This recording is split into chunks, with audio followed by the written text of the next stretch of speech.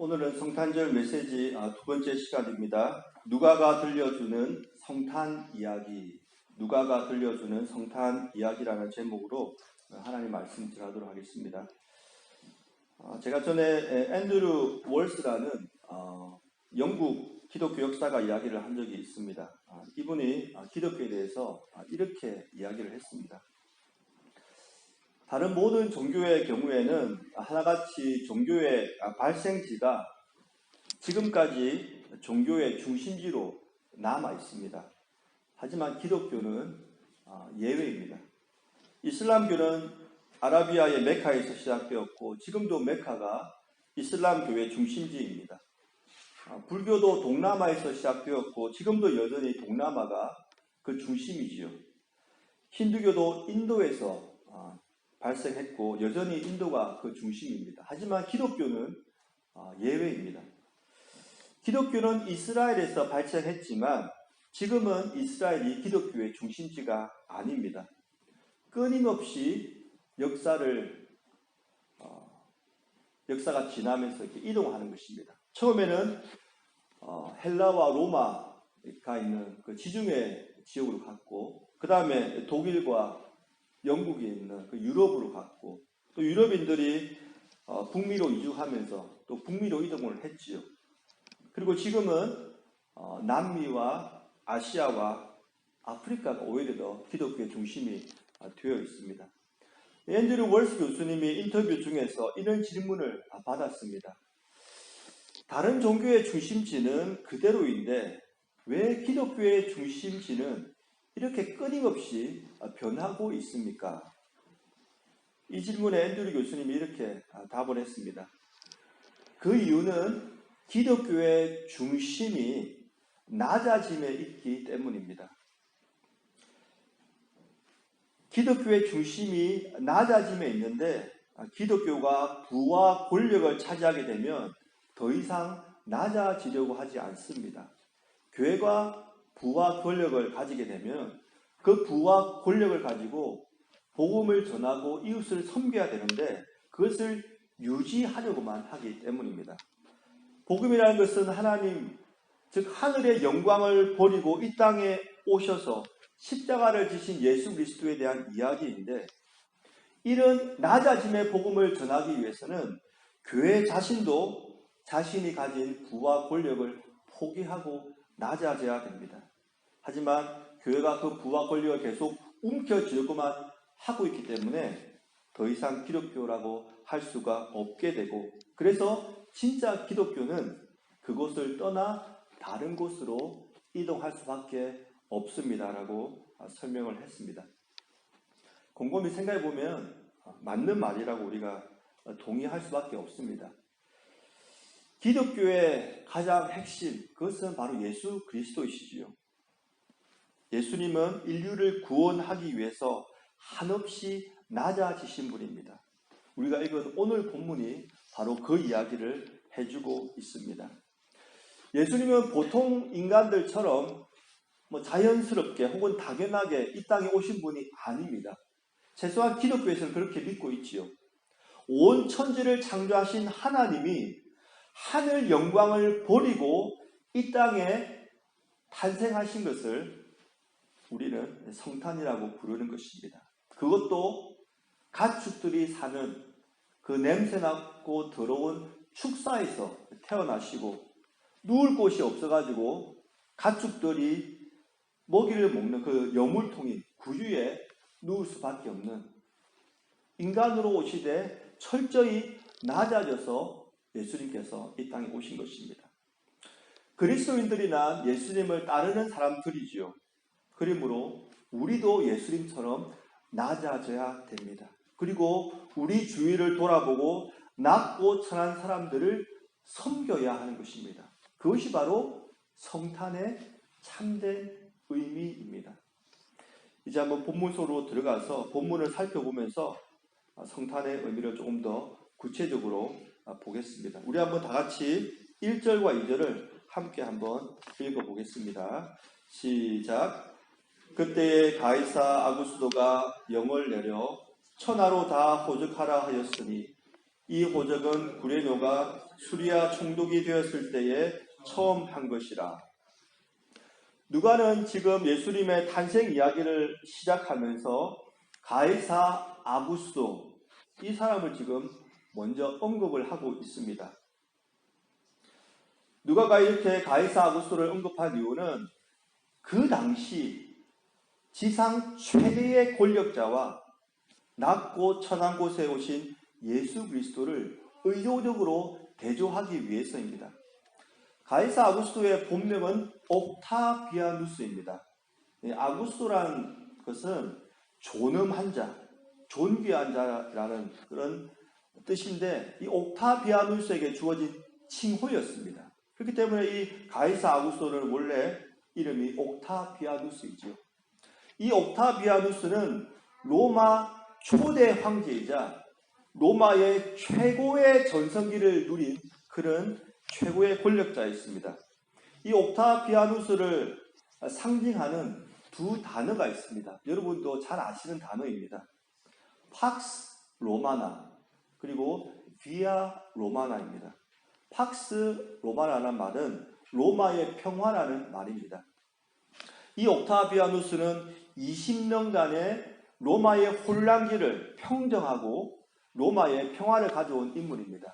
역사학자들마다 20년이라 말하는 사람도 있고 100년이라고 말하는 사람도 있습니다. 어쨌든 아주 오랜 기간에 이 로마의 혼란기를 평정하고 로마의 평화를 가져왔습니다. 이 옥타비아누스가 이제 황제가 되었을 때 비로소 로마의 모든 정치와 군사와 경제와 문화 모든 부분이 다 부흥기를 맞이할 수 있었던 것입니다. 그리고 이 옥타비아누스는 로마 국내 정치뿐만 아니라 해외적으로도 국외적으로도 수많은 외적들을 다 이제 물리침을 통하여 진정한 로마의 평화를 가져온 사람이었습니다. 그래서 옥타비아누스가 이런 것을 팍스 로마나라고 부르는 것입니다. 반면에 비아 로마나라는 것은 로마의 길이라는 뜻입니다. 여러분 이런 말씀 들어보셨죠? 모든 길은 로마로 통한다. 바로 그것의 이루사람이 바로 이 옥타비아누스입니다. 옥타비아누스는 수많은 나라들을 정복하면서 많은 영토를 가졌지만 이 정복당한 나라들이 언제 반란을 일으켜서 로마에게 반기를 들지 모르는 상황이었습니다. 그래서 이 옥타비아누스는 로마를 중심으로 세계 각지로 도로를 닦았습니다. 만약에 반란이 일어났을 때 재빨리 군대를 파견하기 위해서입니다. 그래서 비가 오는 날에도 재빨리 마차를 보내기 위해서 모든 길을 다 돌로 깔아버렸습니다. 지금 로마를 가시면 지금도 여전히 2000년 전에 이 옥타비아누스가 닦은 도로 길이 여전히 있는 걸 보면 그 당시에는 얼마나 화려하고 튼튼하게 지었는지를 우리가 충분히 짐작할 수가 있는 것입니다.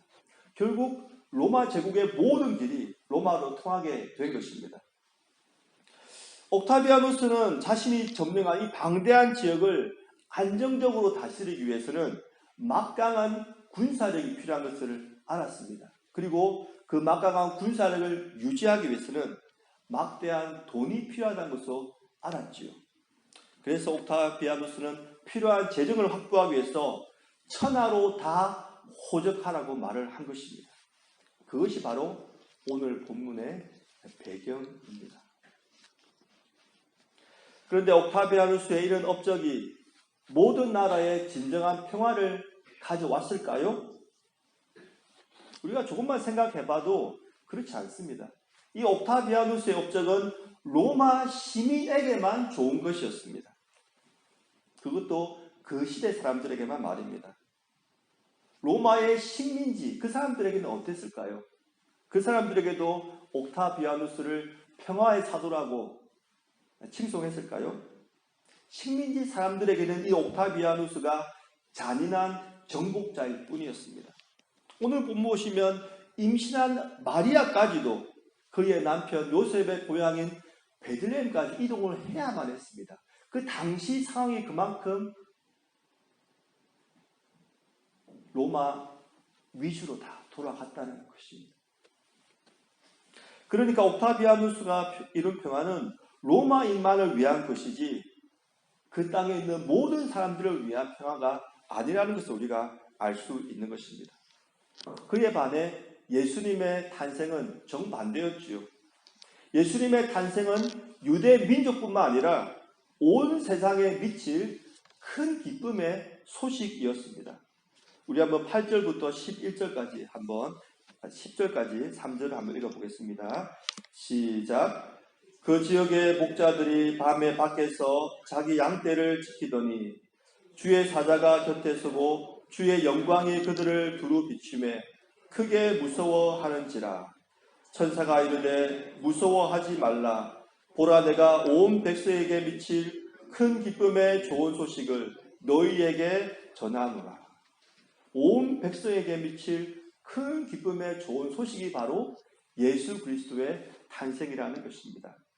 그렇다면 왜 예수님의 탄생이 온 백성에게 미칠 큰 기쁨의 좋은 소식이 될 수 있을까요?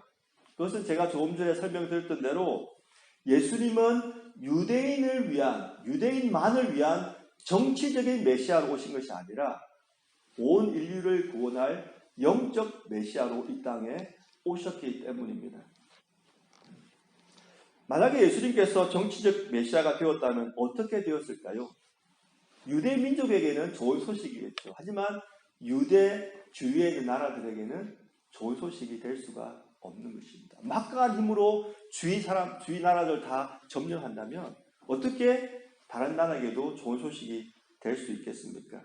우리나라 같은 경우는 이수신 장군이 우리나라에게는 기쁨의 소식이지만 저 이웃나라 일본에게는 절대 기쁨의 소식이 없는 것과 마찬가지지 않겠습니까? 그래서 예수님께서는 사역하는 기간 동안 끊임없이 정치적인 메시아, 유대인의 왕이 되어달라는 유대인들의 호소를 들었습니다. 하지만 예수님께서 어떻게 하셨죠? 그런 소리를 들으실 때마다 산으로 올라가셨습니다. 기도하셨죠. 그리고 내가 왜 이 땅에 왔는지 그 참된 의미를 다시 리마인드 하시면서 올바른 사역의 길을 걸어가셨던 것입니다. 그런데 참 오늘 본문 보시면 특이한 것이 있습니다. 예수님께서 영적 메시아가 오신 것은 뭐 당연하다고 볼 수 있는데 예수님께서 이 땅에 오실 때 그 누구보다도 낮은 자리에 오셨습니다. 그 낮은 자리에서 태어나신 것이지요. 우리 한번 4절부터 7절까지 말씀을 한번 읽어보겠습니다. 시작.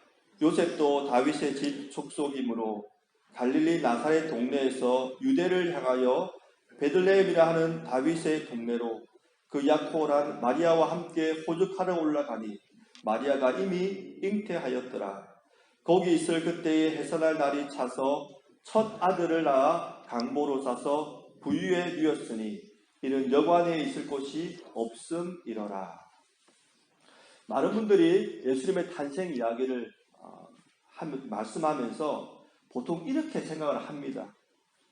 예수님께서 여관에 들어가지 못하고 구유에 누울 수밖에 없는 이유, 즉 가축들이 사는 축사에서 태어날 수밖에 없었던 이유는 요셉과 마리아가 베들레헴에 밤늦게 도착했기 때문에 자리가 없어가지고 할 수 없이 마구간에 태어났다, 이렇게 말을 하곤 합니다. 그런데 우리가 성경을 조금만 더 자세히 보면 성경은 그렇게 말하고 있지 않는 것 같습니다. 6절에 보니까 이렇게 기록하고 있지요. 거기 있을 때에 해산할 날이 차서. 요셉과 마리아는 예수께서 태어날 그날 밤에 도착하신 것이 아니라 베들레헴에 한동안 계셨다는 것입니다. 거기 있을 때에 해산할 날이 찼다는 것입니다.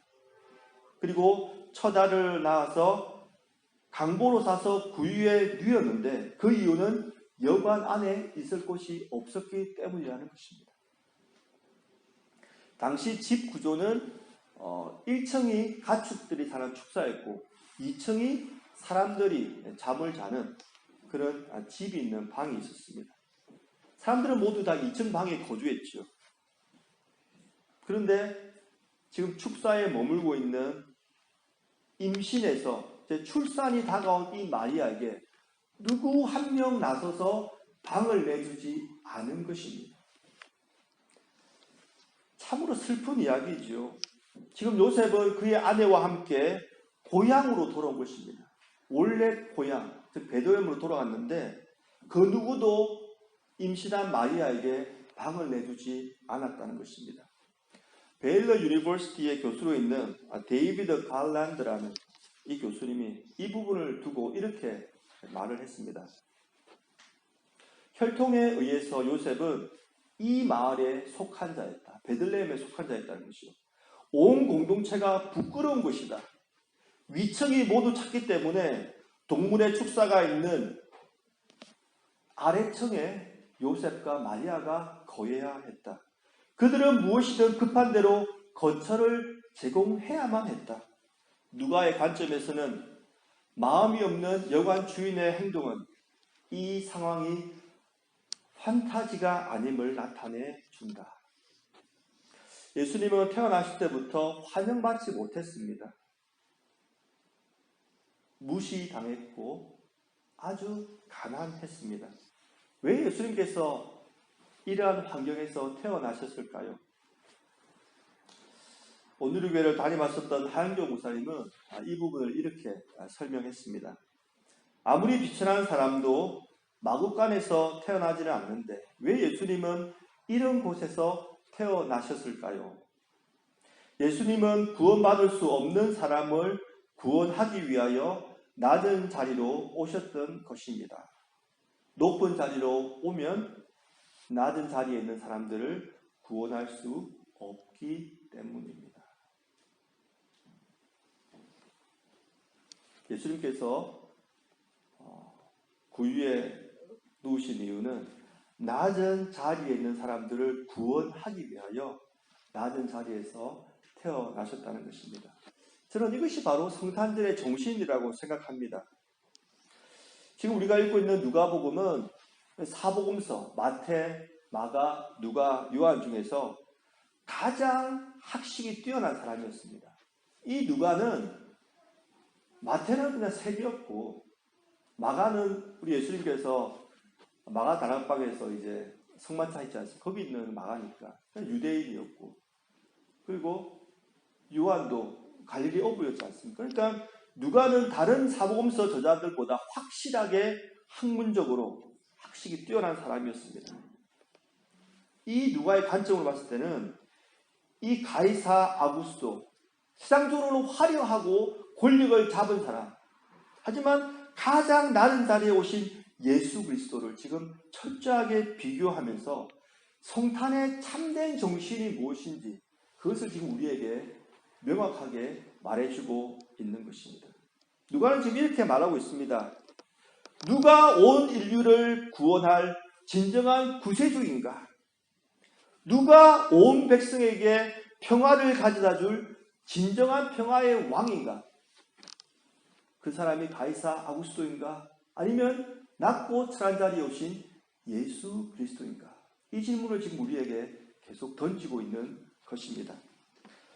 당연한 말이지만 성탄의 그 기쁜 소식도 당시에 가장 환영받지 못하고 가장 멸시당하고 가장 가난한 자들에게 가장 먼저 전해졌습니다. 오늘 본 보시면 8절부터 그 이야기가 나오죠. 제가 한번 읽어드립니다. 그 지역의 목자들이 밤에 밖에서 자기 양떼를 지키더니 주의 사자가 곁에 서고 주의 영광이 그들을 두루 비추매 크게 무서워하는지라.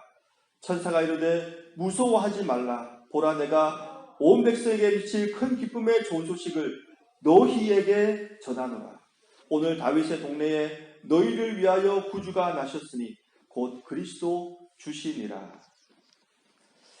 성탄의 기쁜 소식을 들었더니 목자들은 밤에 밖에서 양을 돌보아야 했던 그는 가난했던 사람입니다. 밤에 양떼를 지키는 사람이란 말은 낮에 양떼를 지키는 사람들보다도 더 가난했던 사람들입니다. 더 환영받지 못하고 더 비천하고 더 연약한 사람들, 이 사람들에게 성탄의 메시지가 최초로 전해진 것입니다. 저는 여기에 성탄에 참된 의미가 있다고 생각합니다. 옥스퍼드 대학 교수이신 그 알리스터 맥그레스 교수님은 성탄의 의미를 두 가지 비유를 통하여 설명을 했습니다. 두 종류의 유리를 가지고 설명을 했는데 창문의 유리와 거울의 유리입니다. 첫째, 창문의 유리입니다. 만약 여러분이 빛이 조금도 들어오지 않는 아주 캄캄한 방에 있다고 가정해 보십시오. 그런데 어떤 이가 그 방의 벽에다가 구멍을 뚫고 창문을 만들었습니다. 그러면 밖에 있는 환한 빛이 창문의 유리를 통하여 방 안으로 환히 비추게 됩니다. 예수님이 바로 하나님을 향하여 난 창문의 유리라는 것입니다. 예수님께서 이 땅에 오신 이유는 예수님을 통하여, 즉 창문의 유리를 통하여 하나님을 볼 수 있도록 하기 위해서 이 땅에 오셨다는 설명인 것입니다. 그렇다면 구유에서 태어나시고 가장 비천한 목자들에게 성탄의 기쁜 소식을 가장 먼저 알려주신 하나님은 어떤 분이실까요? 가난하고 비천하고 무시당하는 사람들을 기억하시고 사랑하시고 그들을 구원하시길 기뻐하시는 분이라는 것입니다. 두 번째 비유는 거울의 유리입니다.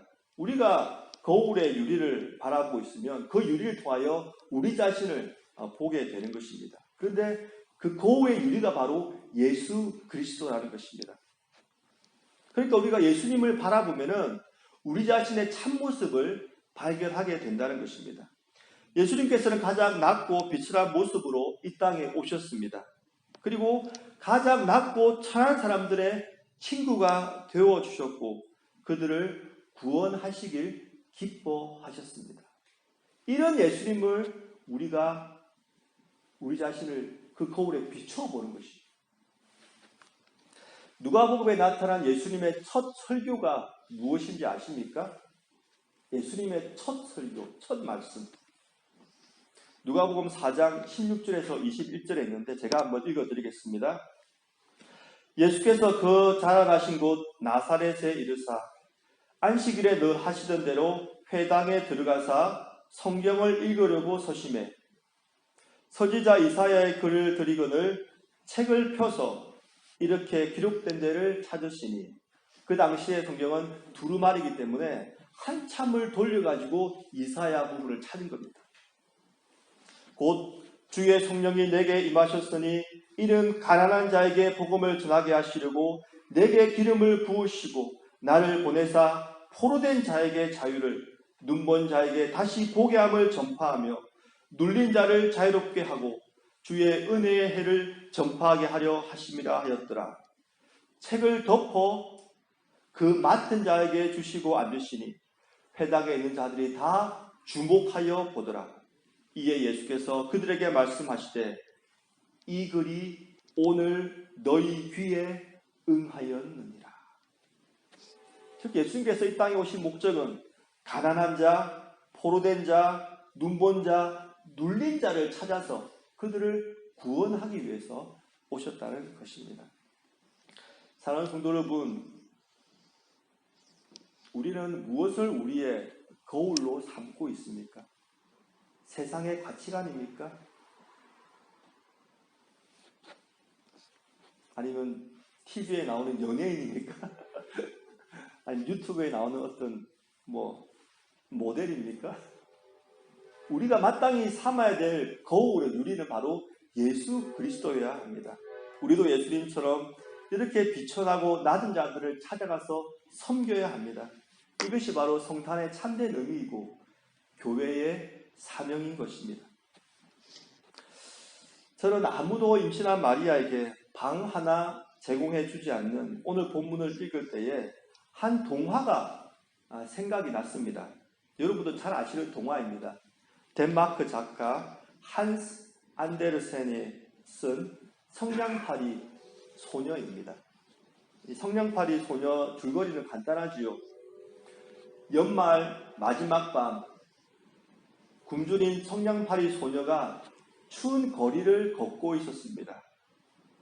이 소녀는 성냥을 팔지 못하면 집에 돌아갈 수가 없었습니다. 왜냐하면 돈을 벌지 못하고 집에 돌아가면 알코올 중독자 아버지가 폭력을 휘두르기 때문입니다. 하지만 그 누구 하나 이 소녀에게 성냥 하나 사주지 않았습니다. 성냥 하나만 사주세요. 성냥 하나만 사주세요. 모두가 다 잘 차려입고 자신의 가족들을 챙기면서 바쁘게 연말 거리를 지나고 있지만 그 누구 하나 이 불쌍한 소녀에게 동전 한 입 주는 사람이 없었습니다. 설상가상으로 추운 날씨 가운데 눈이 엄청나게 많이 내렸습니다. 그나마 신고 있던 신발 한 짝은 지나가던 마차를 피하다가 그만 눈 속에 파묻히고 말았고, 나머지 다른 한 짝은 지나가는 장난꾸러기들이 그 신발을 집어들고 도망가 버렸습니다. 도저히 어린 소녀가 견딜 수 있는 추위가 아니었습니다. 소녀는 더 이상 참을 수 없게 되자 성냥 한 개비를 꺼내서 이 성냥 한 개비가 추위를 녹여줄지 모른다는 생각으로 불을 켰습니다. 그런데 이게 어떻게 된 것입니까? 성냥이 살아있는 것처럼 화르르 타오기 시작하더니 환상이 보이는 것이었습니다. 성냥을 하나씩 켤 때마다 따뜻한 난로, 화려한 만찬, 크리스마스 트리가 차례대로 나타났다가 성냥불이 꺼지자 이내 사라지고 말았습니다. 아마도 소녀에게 가장 필요한 것들이 순차적으로 나타났을 것입니다. 네 번째 성냥불을 켰을 때 소녀는 살아생전 자신을 가장 사랑해줬던 외할머니가 환상 속에서 나타나게 됩니다.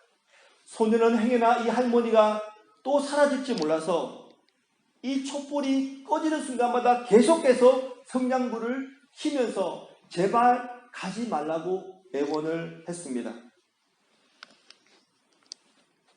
그리고 얼마나 시간이 지났을까요? 추운 밤이 다 지나고 날이 밝아왔습니다. 소녀는 미소를 띈 채 그 추운 길바닥에 쓰러져 죽어 있었습니다. 지나가는 사람들은 왜 이 소녀가 미소를 띠고 죽었는지 아무도 몰랐습니다. 사랑하는 성도 여러분, 우리가 모든 사람을 한꺼번에 다 도울 수는 없습니다. 그죠? 하지만 지금 내 삶의 영역 안에 들어온 이웃 한 명은 그 이웃이 필요한 도움이 있을 때 그 순간에는 우리가 그 사람을 도울 수가 있는 것입니다. 우리 주위에서 발생한 좋은 예가 있어서 제가 소개를 해드리겠습니다. 저희 선교회 대표를 지내신 이경철 목사님의 글에 이런 이야기가 있습니다. 1993년 뉴욕의 추운 겨울이었습니다. 눈이 엄청나게 많이 온 뉴욕이었다고 합니다. 플러싱에서 델리를 하는 한 한국분이 계셨습니다. 남편은 특별히 할 일 없이 한국을 왔다 갔다 하고 있었고, 이 부인 혼자서 델리 가게를 책임지고 돌보고 있었습니다. 밤새 눈이 너무 많이 와가지고 눈을 치우느라 오후가 되었어야 이 델리 가게를 오픈하게 되었습니다. 너무나 날씨도 춥고 눈도 많이 와서 손님들이 하나도 오지 않고 남편은 한국에 가버렸고 참 미국의 이민 생활이 힘들다 이렇게 생각하면서 그냥 혼자 훌쩍훌쩍 그렇게 상한 마음으로 가게 안에 앉아 있었습니다. 그때 가게 문이 열리더니 초라한 행색의 흑인 여성 한 명이 그 가게로 들어오는 것이었습니다. 이 여인은 가게 여기저기를 돌아보더니 식빵 한 덩어리를 들고 계산대로 와서는 햄 1파운드만 썰어달라고 이 가게 주인에게 말을 했습니다.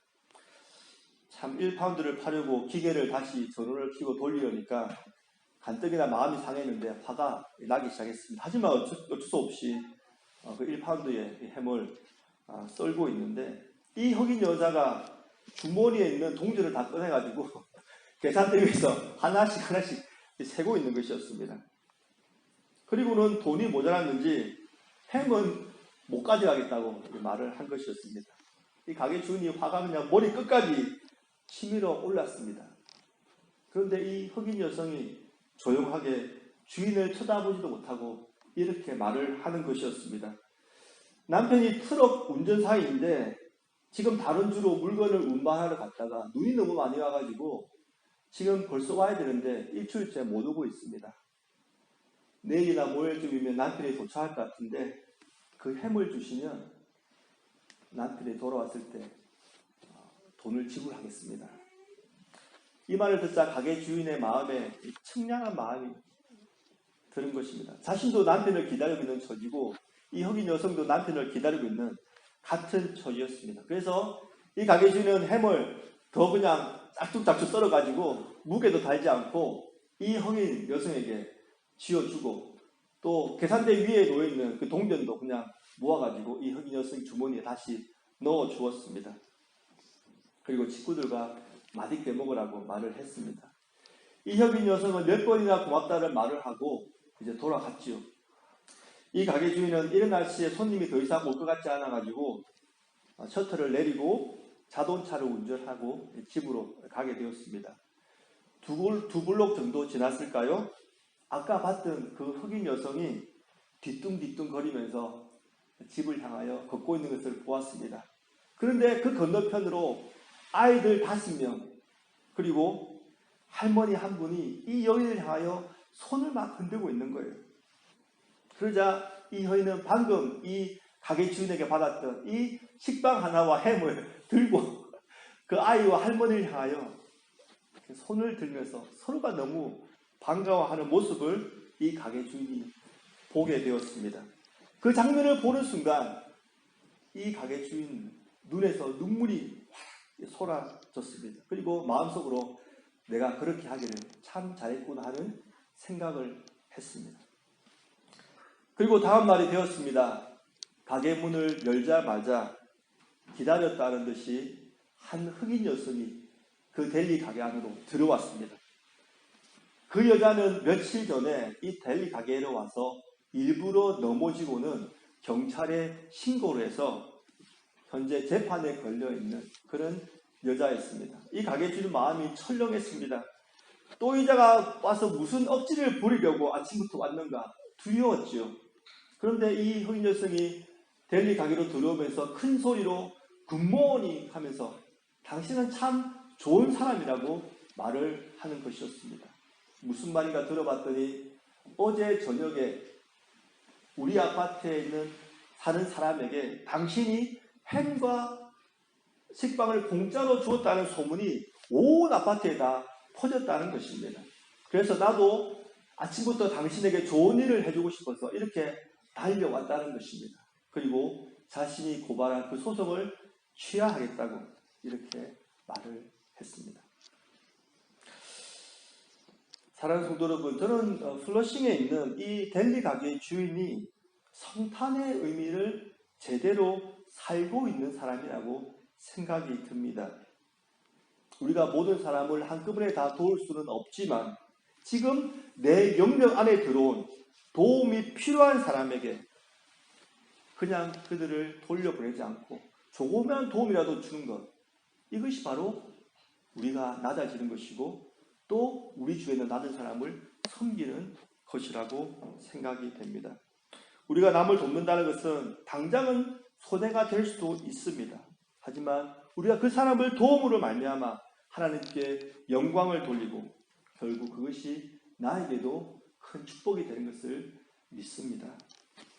마지막으로 제임스 몽고메리 목사님의 책에 나오는 성탄절을 올바로 보내는 4가지 방법이라는 글을 제가 소개해드리고 말씀을 맺도록 하겠습니다. 우리 한번 다 같이 17절로 20절 말씀을 함께 한번 읽어보겠습니다. 시작. 보고 천사가 자기들에게 이 아기에 대하여 말한 것을 전하니 듣는 자가 다 목자들이 그들에게 말한 것들을 놀랍게 여기되 마리아는 이 모든 말을 마음에 새기어 생각하니라. 목자들은 자기에게 이르던 바와 같이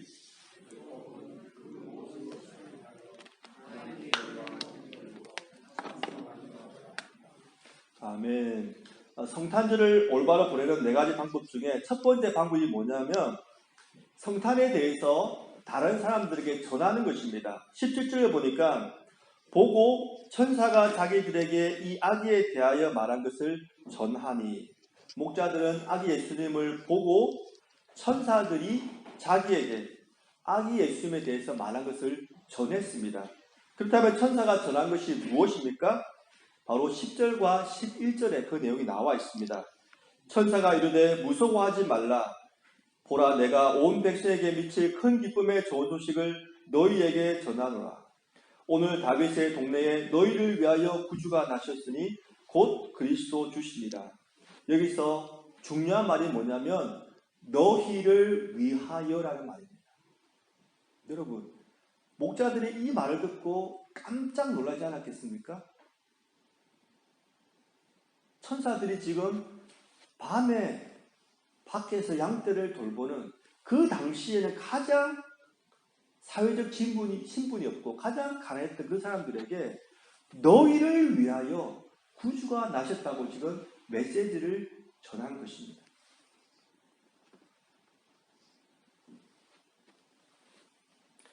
이 소식을 천사들로부터 듣고 이 목자들은 직접 예수님을 찾아뵙고는 그 소식을 다시 전했습니다.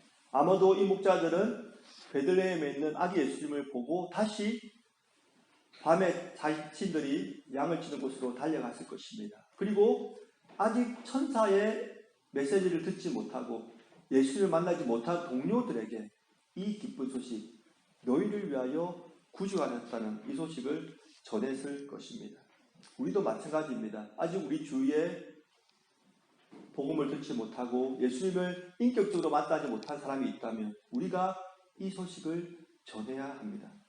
두 번째는 성탄에 대해서 놀라워해야 합니다. 18절입니다.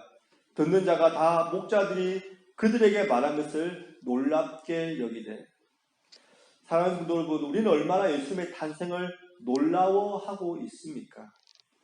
혹시나 매년 반복되는 이 성탄의 매너리즘에 빠져가지고 예수님의 탄생을 너무나 당연스럽게 매해 받아들이고 있지는 않습니까?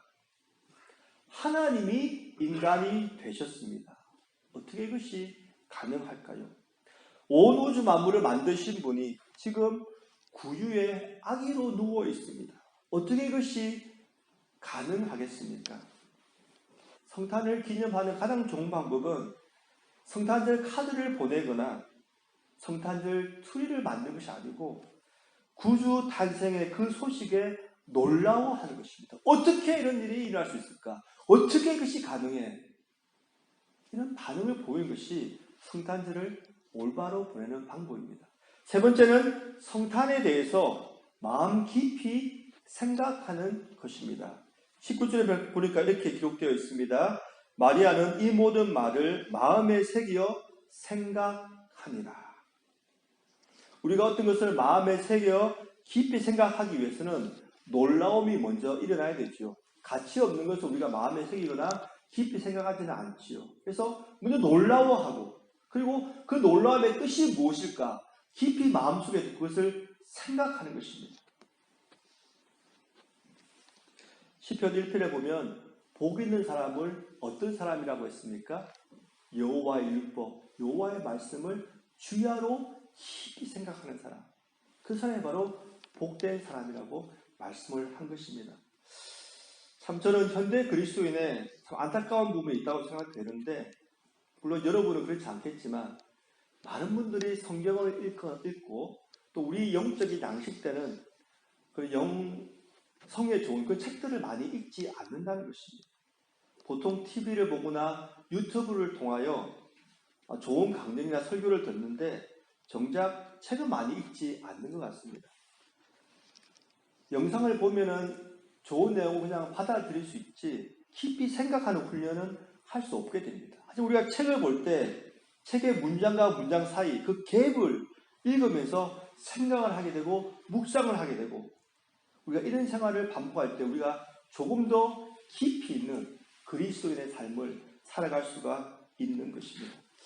마지막 부분입니다. 하나님께 영광을 돌리고 찬송해야 합니다. 20절에 이렇게 기록하고 있습니다. 목자들은 자기들에게 이르던 바와 같이 듣고 본 그 모든 것으로 인하여 하나님께 영광을 돌리고 찬송하며 돌아가니라. 이 본문에서 기독교에서 가장 중요하게 여기는 단어 중 하나가 등장했습니다. 그것이 바로 영광입니다. 영광. 천사들도 목자들도 모두 성탄절을 맞이하여 하나님께 영광을 돌렸습니다. 방금 읽은 20절에는 목자들이 영광을 돌렸고, 그리고 13절, 14절에는 호련히 수많은 천군이 그 천사와 함께 하나님을 찬송하여 이르되 지극히 높은 곳에서는 하나님께 영광이요 땅에서는 하나님이 기뻐하신 사람들 중에 평화로다 하면서 하나님께 영광을 돌렸습니다. 우리 그리스도인의 궁극적인 신앙의 종국은 바로 하나님께 영광을 돌리는 것이어야 합니다. 영광이란 말은 헬라어로 독사란 말입니다. 독사. 이 말은 원래 무엇에 대해서 자신의 의견을 가지는 것을 의미했습니다.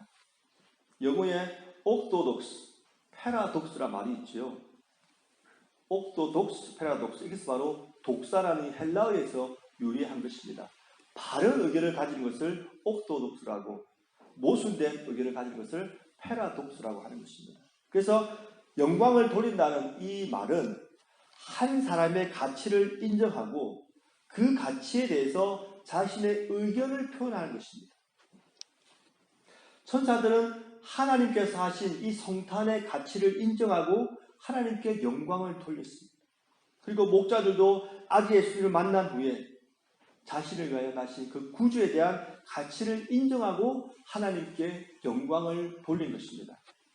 사랑하는 성도 여러분, 우리도 마찬가지입니다. 우리를 위하여 하늘 영광을 버리고 예수님께서 이 땅에 태어나셨습니다. 우리가 그 가치를 인정한다면 우리가 하나님께 영광을 돌릴 수가 있는 것입니다.